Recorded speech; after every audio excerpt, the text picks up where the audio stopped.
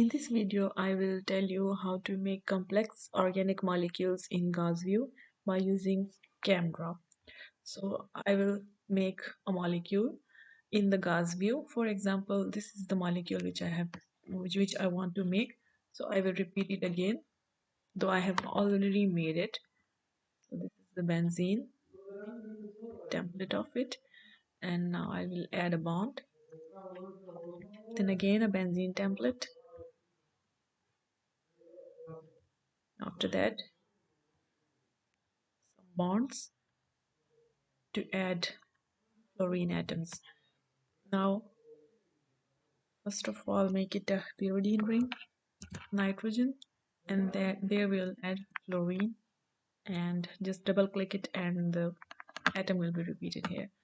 So this is the molecule which we want to make in the GaussView, but in GaussView it takes lots of time in making the molecules. So here is a shortcut that how easily could you make it in the camera. Now we will save the file as uh,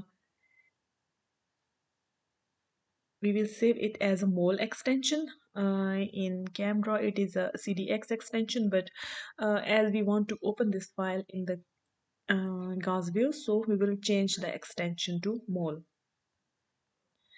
This is the mole, and I have named it as compound B, and I will save it on the desktop. I have already saved it, so I will overwrite it. So now we'll open the GaussView to open the same file. Okay, open. It's on our desktop, so this is B-mole, as you can see. Yes, this is the structure. I will use the brush option and save it.